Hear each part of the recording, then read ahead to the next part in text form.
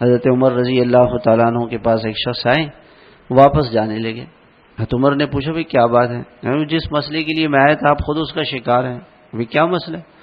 کہ جی میری بیوی میرے سامنے زور سے بولتی ہے، کبھی کبھی چیختی ہے، کوئی ایسی بات کرتی ہے، میں اس کی شکایت لے کر آپ کے پاس آیا تو دیکھا کہ آپ کی بیوی بھی آپ کے سامنے زور زور سے بول رہی ہے،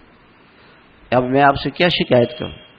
تو حضرت عمر رضی اللہ تعالیٰ عنہ نے فرمایا کہ اللہ کے بندے، آپ نے اس کی ایک کمی کو دیکھا اور اس کی خوبی کو نہیں دیکھا کہ اس کی وجہ سے میرا آدھا ایمان محفوظ ہو گیا، میں پاک دامن ہو گیا، اس کی وجہ سے میں زنا سے محفوظ ہو گیا، بد نظری سے محفوظ ہو گیا، اس کی وجہ سے یہ کتنی میری خدمت کرتی ہے، کھانا کھلاتی ہے، کپڑے دھوتی ہے، خیال رکھتی ہے، اس کی وجہ سے اللہ نے مجھے اولاد دی ہے جو میری خدمت کرتی ہے۔ اب یہ ساری خوبیاں ہیں تو کبھی کبھار اگر اس کو غصہ آ جائے اور میں برداشت نہ کروں، یہ ناانصافی ہوگی، یہ زیادتی کی بات ہوگی۔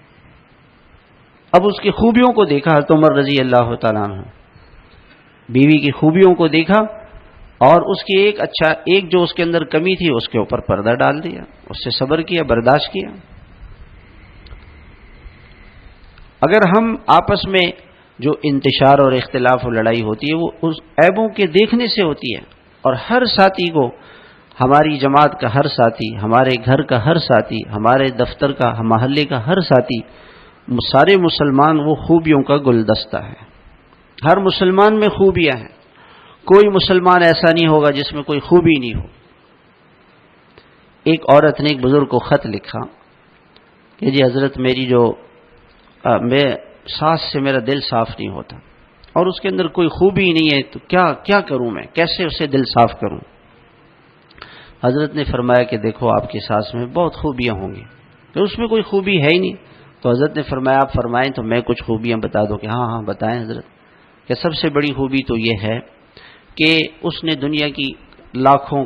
کروڑوں عورتوں کو چھوڑ کر تمہیں منتخب کیا، اس کا نظر انتخاب، اس کی نظر انتخاب تجھ پہ پڑی،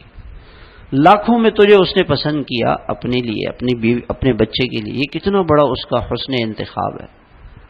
اور یہ کتنا بڑا اس کا یعنی اس کی خوبی ہے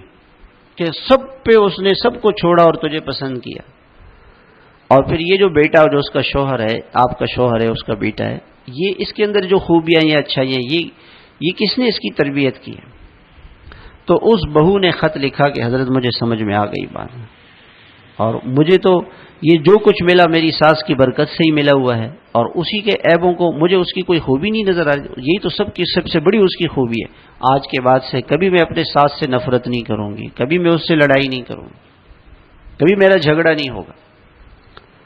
تو لڑائیاں اور جھگڑے کہاں پر ہوتے ہیں کہ جب ان کے عیبوں کو، کسی کو عیب کو دیکھا جائے تو لڑائی ہوگی، اور خوبی کو دیکھا جائے تو محبت ہوگی۔